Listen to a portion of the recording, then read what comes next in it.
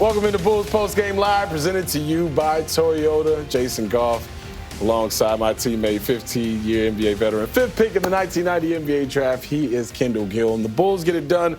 Back-to-back victories now. Yeah. They did it against the Nets. They do it against the Spurs tonight, 139-124 down in San Antonio. We talked about it. The team was small coming in. No Wembanyama, no generational shot blocker, rim defender. What do? Make the game simple. You make the game simple. You go to your big man. That's exactly what they did. I mean, Vooch ended up with 39 points tonight, 8 rebounds, 4 assists. Hey, just send him his jersey for the All-Star team now. All-Star Vooch? Send it to him. Send it to him, because this guy's been playing better than any big man in the Eastern Conference. All right, we'll talk more about Vooch in a second here, but let's start with Ayo Dosunmu. Triple-double from Josh Giddey, and I like internal competition. Nothing bad, nothing major, but it's like, okay, you went out and got a triple-dub, Josh Giddey. I see you. You saw it from the tip that Ayo Dosunmu had the pedal to the metal, aggressive on the floor defensively and offensively tonight. He gets 27 points, 11 assists, and 10 rebounds. Yeah, I mean, did a great job in the absence of Kobe White,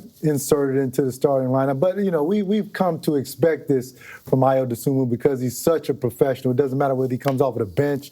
Doesn't matter whether he starts. He's still going to be productive either way. And, boy, tonight, this is his best night as a Chicago Bull, statistically, getting 27, 10, and 11. I thought that he was right there from the get-go. You know, it reminds me of when Steph Curry broke the three-point shooting record for a single three-pointers in the game. Then Klay Thompson comes here to Chicago. Yeah, remember that and night? Does it. 11 dribbles. Yeah, and actually Steph was cheering for Klay to break it. Say, hey, listen, we got to get him the record. You and I actually heard Steph say that down by the locker room. And that's what this reminded me of today. You know, the way that everybody was cheering Ayo on and doing such a good job. Total team win, 35 assists, man. I mean, they were clicking on all cylinders. And what I did like to see as well, when the San Antonio Spurs made a run, they answered the run.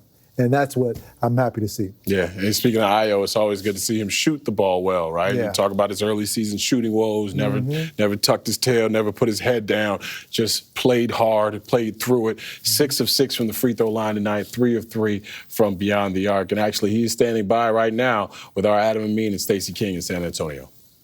27 points, 10 rebounds, 11 assists, the first NBA triple-double for Ayo Dosunmu, and momentarily they took it away from you. You had to sacrifice Matas Muzelis for a moment to get that last rebound, Ayo. Yeah, I mean, I guess. Give me a sense of connecting the past and the present. We mentioned that the last time you had a triple-double, you were at the University of Illinois. You had a couple in a single season, something that only had been done by Magic Johnson at the time.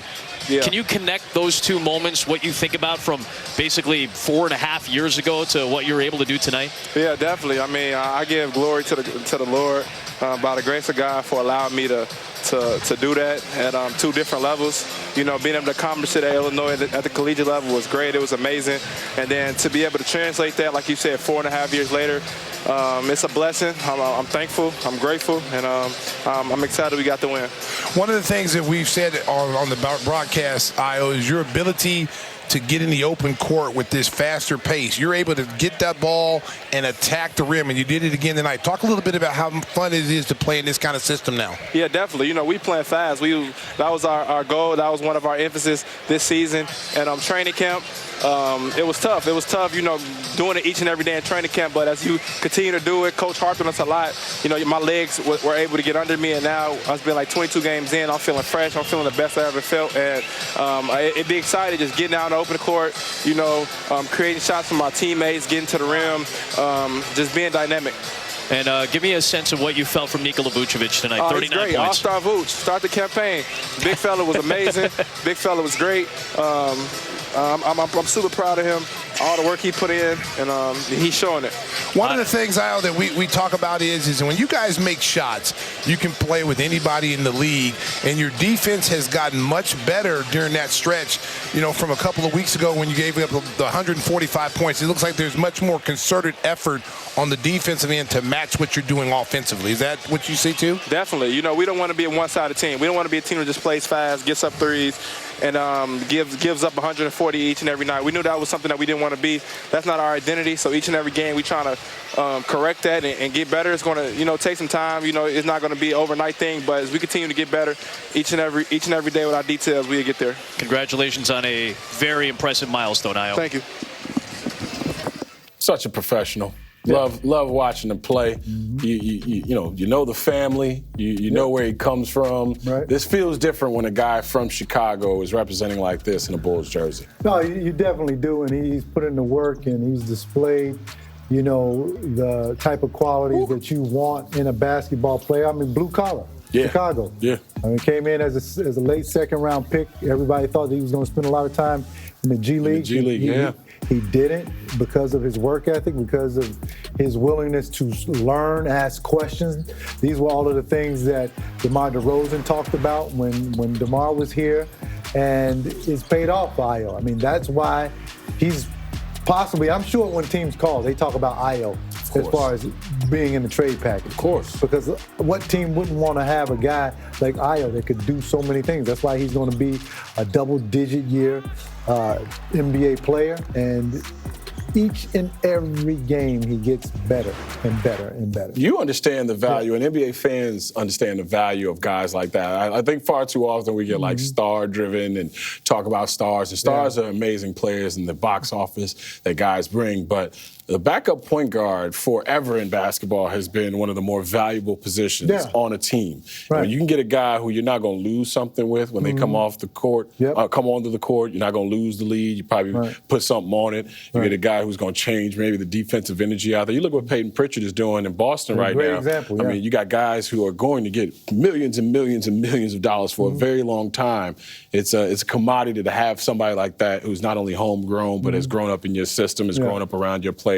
And he's one of those pros that you hope to keep around for a long time. Yeah, he's one of those guys and is going to be around a long time just because of that. Can he start? Yeah, he can start, but his most value is coming off of the bench as a backup point guard, and that's what teams covet. I mean, most coaches in this league want players that won't hurt them, that they can trust. Ayo is not going to hurt you in any type of way. You can trust him when you put him out there. Same thing with THT, Taylor Horton-Tucker. You can trust him. You know what he's going to give you. He is not going to hurt your basketball team. That's why they're so valuable. What did you just say? Valuable. No, who'd you just say? THT. THT. There you go. Oh, don't worry. We got THT baked into the postgame show. Don't worry about that. We talked about Vooch, 39 points, 5 of 6 from the free throw, 16 of 22.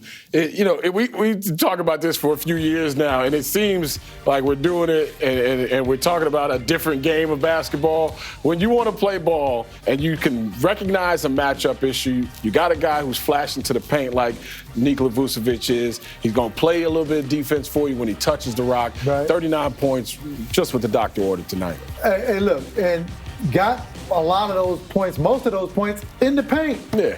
Like a big man is supposed to do. Here we go. And look, he took 6 3-pointers, but I mean, when you got 30-something, you could do what you need to do. He took 6 3-pointers, but most of his shots came from in the lane. Yeah. And short jumpers. And we talked about this for several years now. When Vooch goes in the lane, he's an all-star. And guess where he's lived throughout this whole season, these first 20 games? In the paint. And most teams now, since the NBA is now all about shooting 3-point shots or trying to get to the rim, they've forgotten about post play. They've forgotten about big men in the lane. Getting that ball at the elbow and doing something with it. Getting the ball at the elbow and doing something with it. And that's what Vooch is capitalizing on this season. That's why he's an all-star, in my opinion. Dalen Terry, we talked about him in the pregame show, talked about him at halftime, the way he played in the first half of this game. He was part of the reason why the energy stayed. That second unit, they're playing with a different energy. It's kind of like a competition where it's like, all right, guys, when we go out here, we got to make it happen. We're going to talk about THT. But Dalen Terry is one of those, we talked about him. There was a lot of questions this first couple of years. What does he do? You know, Right. you guys always have to answer that question as NBA players. What does this player do? I think Dalen Terry's starting to carve out that niche of getting it off the board, running up the court, playing defense, cutting, hitting the shot here or there. But tonight, you see him come off the bench, and he gets, 12 points, 2 rebounds, he gets a steal, 5 of 7 from the field, 28 really good minutes tonight. Yeah, and also knocked down a 3, and he's not afraid to shoot the 3-point shot anymore. I mean, last year, it was questionable. Yeah. He was kind of shaky out there, but now he's pulling up with confidence. I think this is it right here. No.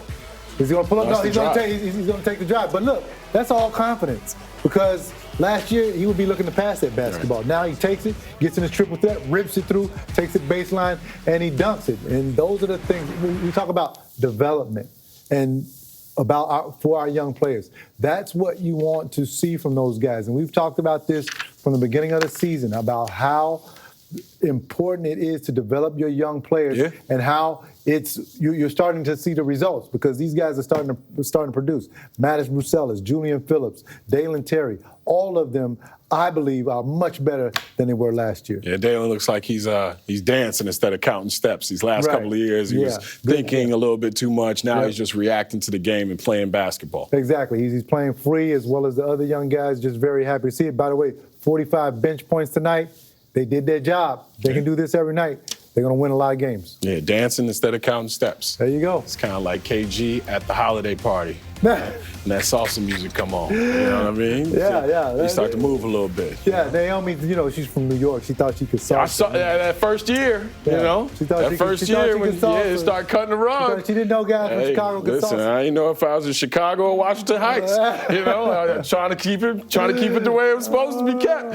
All right, we got a lot more for you here on Bulls Postgame Live, presented to you by the Copacabana on 57th listen, Street? man, I used to do my thing. Okay, Get a little all right. nutcracker every once in a while. Shout out to all my Boricua. Let me chill. All right, it's time for us to go to break. 139-124 is the final score. You're watching Chicago Sports Network. Club 720. Hey, take it easy. Oh, yeah, 720 used to go down. 720, man. Good times.